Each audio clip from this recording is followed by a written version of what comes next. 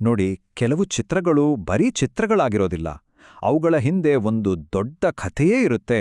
ಒಂದು ಸಂಸ್ಕೃತಿಯ, ಒಂದು ನಂಬಿಕೆಯ ಕನ್ನಡಿಯಾಗಿರುತ್ತೆ. ಇವತ್ತು ಅಂತಹದ್ದೇ ಒಂದು ಚಿತ್ರದ ಹಿಂದಿರುವ ರಹಸ್ಯ ಮತ್ತು ಅದರ ಆಳವಾದ ಅರ್ಥವನ್ನ ಅರಿಯೋಣ ಬನ್ನಿ. ಈಗ ನೋಡಿ ಈ ಫೋಟೋವನ್ನ. ಶ್ರೀ ವೆಂಕಟೇಶ್ವರ ಸ್ವಾಮಿಯದ್ದು. ಕೋಟ್ಯಾಂತರ ಭಕ್ತರ ಪಾಲಿಗೆ ಇದು ಬರೀ ಒಂದು ಚಿತ್ರ ಅಲ್ಲ, ಇದೊಂದು ಜೀವಂತ ಶಕ್ತಿ. ಹಾಗಾದ್ರೆ ಇದರ ಹಿಂದಿನ ಕಥೆಯಾದ್ರೂ ಏನು? ಈ ಚಿತ್ರದಲ್ಲಿ ಕಾಣೋ ಪ್ರತಿಯೊಂದು ಅಲಂಕಾರ, ಪ್ರತಿಯೊಂದು ಚಿಹ್ನೆ, ಇದೆಲ್ಲದರ ಅರ್ಥವಾದ್ರೂ ಏನು?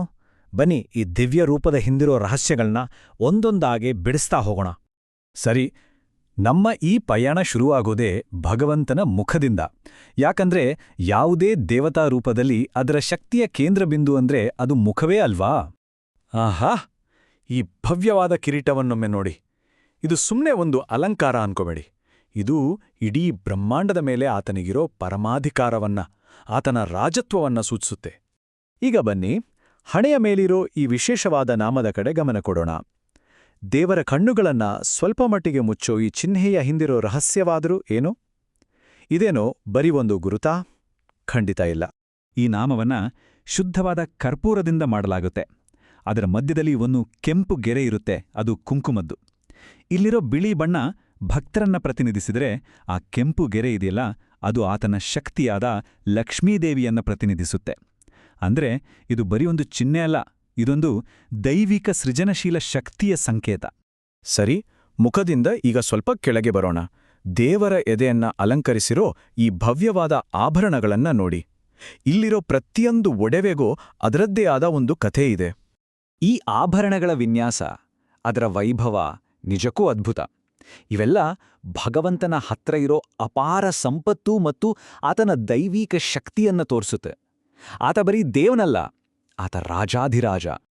ನೋಡಿ, ಇಲ್ಲಿರೋ ಒಂದೊಂದು ಹಾರ, ಎದೆಯ ಮೇಲಿರೋ ಲಕ್ಷ್ಮಿ ಮತ್ತು ಪದ್ಮಾವತಿಯರ ಚಿತ್ರಗಳು, ಆಮೇಲೆ ಭ್ರಷ್ಟಾಚಾರಕ್ಕೆ ಅವಕಾಶವೇ ಇಲ್ಲ ಅಂತ ಸಾರೋ ಈ ಶುದ್ಧವಾದ ಚಿನ್ನ, ಜೊತೆಗೆ ಹೊಳೆಯೋ ರತ್ನಗಳು, ಇವೆಲ್ಲ ಸೇರಿ ಏನ್ ಹೇಳುತ್ತೆ ಗೊತ್ತಾ? ಈ ಬ್ರಹ್ಮಾಂಡಕ್ಕೆ ಆತನೇ ಸಾರ್ವಭೌಮ, ಆತನೇ ರಕ್ಷಕ ಅಂತ ಸಾರಿ ಸಾರಿ ಹೇಳುತ್ತೆ.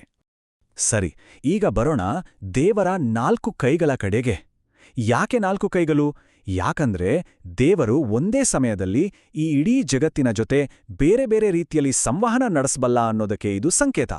ದೇವರ ಮೇಲಿನ 2 ಕೈಗಳಲ್ಲಿ 2 ಪ್ರಮುಖ ಆಯುಧಗಳನ್ನು ನೋಡಬಹುದು. ಒಂದು ಸುದರ್ಶನ ಚಕ್ರ, ಇನ್ನೊಂದು ಪಾಂಚಜನ್ಯ ಶಂಖ. ಇವೆರಡಕ್ಕೂ ಅದೆಷ್ಟು ಅದ್ಭುತವಾದ ಅರ್ಥವಿದೆ ಅಂತ ಈಗ ನೋಡೋಣ. ಒಂದು ಕೈಯಲ್ಲಿರೋ ಸುದರ್ಶನ ಚಕ್ರ ಕೆಟ್ಟದನ್ನ ನಾಶ ಮಾಡಿ ಧರ್ಮವನ್ನ ರಕ್ಷಣೆ ಮಾಡುತ್ತೆ. ಇನ್ನೊಂದು ಕೈಯಲ್ಲಿರೋ ಪಾಂಚಜನ್ಯ ಶಂಖದಿಂದ ಬರೋ ನಾದ ಇದೆಯಲ್ಲ, ಅದು ಸೃಷ್ಟಿಯ ಆರಂಭವನ್ನೇ ಸಂಕೇತಿಸುತ್ತೆ. ಅಂದ್ರೆ ನೋಡಿ, ವಿನಾಶ ಮತ್ತು ಸೃಷ್ಟಿ ಎರಡೂ ಆತನ ನಿಯಂತ್ರಣದಲ್ಲೇ ಇದೆ. ಈಗ ದೇವರ ಕೆಳಗಿನ ಬಲಗೈಯನ್ನ ನೋಡಿ. ಕೆಳಮುಖವಾಗಿ ಚಾಚಿರೋ ಈ ಕೈಯನ್ನ ವರದ ಮುದ್ರೆ ಅಂತ ಕರೀತಾರೆ. ಇದು ಭಕ್ತರಿಗೆ ಚಿಂತೆ ಬೇಡ, ನಾನಿದ್ದೀನಿ, ನಿಮಗೆ ಬೇಕಾದ ವರ, ಕರುಣೆ, ಕ್ಷಮೆ ಎಲ್ಲವನ್ನೂ ಕೊಡೋಕೆ ಸಿದ್ಧ ಅಂತ ಪ್ರೀತಿಯಿಂದ ಕರೆಯೋ ಹಾಗೆ ಇದೆ. ಇನ್ನೊಂದು ಕೈ ಸೊಂಟದ ಮೇಲಿದೆ ಅಲ್ವಾ? ಇದನ್ನ ಕಟಿ ಮುದ್ರೆ ಅಂತಾರೆ. ಇದರ ಅರ್ಥ ತುಂಬಾ ಆಳವಾಗಿದೆ. ಅಂದ್ರೆ ಯಾರು ದೇವರನ್ನ ಪೂರ್ತಿಯಾಗಿ ನಂಬುತ್ತಾರೋ ಅವರಿಗೆ ಈ ದೊಡ್ಡ ಸಂಸಾರ ಸಾಗರ ಅನ್ನೋದು ಕೇವಲ ಸೊಂಟದ ಮಟ್ಟದ ನೀರಿದ್ದ ಹಾಗೆ. ಅದನ್ನ ತುಂಬಾ ಸುಲಭವಾಗಿ ದಾಟಿಬಿಡ್ಬೋದು ಅನ್ನೋ ಭರವಸೆಯನ್ನ ಈ ಮುದ್ರೆ ಕೊಡುತ್ತೆ. ಇಲ್ಲಿಯವರೆಗೂ ನಾವು ಒಂದೊಂದೇ ಭಾಗವನ್ನ ಬಿಡಿಬಿಡಿಯಾಗಿ ನೋಡಿದ್ವಿ. ಈಗ ಸಮಯ ಇದೆಲ್ಲವನ್ನೂ ಒಟ್ಟಿಗೆ ಸೇರಿಸಿ ಆ ಸಂಪೂರ್ಣ ಚಿತ್ರಣವನ್ನ, ಆ ದರ್ಶನದ ಅನುಭವವನ್ನ ಪಡೆಯೋಕೆ. ನೋಡಿ, ನಮ್ಮ ಸಂಸ್ಕೃತಿಯಲ್ಲಿ ದರ್ಶನ ಅನ್ನೋ ಪದಕ್ಕೆ ತುಂಬಾ ದೊಡ್ಡ ಅರ್ಥವಿದೆ. ಇದು ಬರೀ ಕಣ್ಣಿಂದ ನೋಡೋದಲ್ಲ, ಬದಲಿಗೆ ಆ ದೈವಿಕ ಶಕ್ತಿಯನ್ನ ಅನುಭವಿಸೋದು. ನಾವು ದೇವರನ್ನ ನೋಡೋ ಆ ಒಂದು ಕ್ಷಣದಲ್ಲಿ ಆ ದೈವಿಕ ಶಕ್ತಿಯು ನಮ್ಮನ್ನ ನೋಡ್ತಾ ಇರುತ್ತೆ. ಇದೊಂಥರ ಒಂದು ಅದ್ಭುತ ಸಂವಾದ. ಹಾಗಾದ್ರೆ ಈ ಇಡೀ ದೈವಿಕ ಅನುಭವವನ್ನ ನಾವು 3 ಹಂತಗಳಲ್ಲಿ ಅರ್ಥ ಮಾಡ್ಕೋಬಹುದು. ಮೊದಲನೇದು, ದೇವರ ರೂಪವನ್ನ ಪೂರ್ತಿಯಾಗಿ ಗಮನಿಸೋದು. ಎರಡನೇದು, ಅದರ ಹಿಂದಿರೋ ಪ್ರತಿಯೊಂದು ಸಂಕೇತದ ಅರ್ಥ ತಿಳ್ಕೊಳ್ಳೋದು. ಮತ್ತು ಕೊನೆಯದಾಗಿ, ಆ ದರ್ಶನದ ಸಂಪೂರ್ಣ ಅನುಭೂತಿಯನ್ನ ನಮ್ಮದಾಗಿಸ್ಕೊಳ್ಳೋದು. ಈಗ ಮತ್ತೊಮ್ಮೆ ಈ ಸಂಪೂರ್ಣ ಚಿತ್ರವನ್ನ ನೋಡಿ, ಇದರ ಹಿಂದಿರೋ ಇಷ್ಟೆಲ್ಲ ಆಳವಾದ ಅರ್ಥವನ್ನ ತಿಳಿದ ಮೇಲೆ ಈ ರೂಪ ಮೊದಲಿಗಿಂತ ಇನ್ನೂ ಹೆಚ್ಚು ಸುಂದರವಾಗಿ, ಇನ್ನೂ ಹೆಚ್ಚು ಅರ್ಥಪೂರ್ಣವಾಗಿ ಕಾಣಿಸ್ತಾ ಇದೆ ಅಲ್ವಾ? ಕೊನೆಯದಾಗಿ ಹೇಳ್ಬೇಕಂದ್ರೆ, ಈ ಚಿತ್ರದಲ್ಲಿ ನಾವು ನೋಡೋ ಪ್ರತಿಯೊಂದು ಆಭರಣ, ಪ್ರತಿಯೊಂದು ಮುದ್ರೆ, ಪ್ರತಿಯೊಂದು ಚಿಹ್ನೆ ಇವೆಲ್ಲವೂ ಒಟ್ಟಾಗಿ ದೈವಿಕ ಶಕ್ತಿ, ಅಚಲವಾದ ರಕ್ಷಣೆ ಮತ್ತು ಅಪಾರವಾದ ಕರುಣೆಯ ಒಂದು ಅದ್ಭುತವಾದ ಕಥೆಯನ್ನೇ ನಮ್ಗೆ ಹೇಳುತ್ತೆ.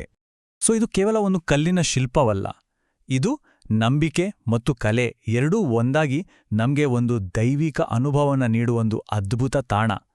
ಇದು ಬರೀ ಒಂದು ಚಿತ್ರವಲ್ಲ, ಇದೊಂದು ಜ್ಞಾನದ ಸಾಗರ.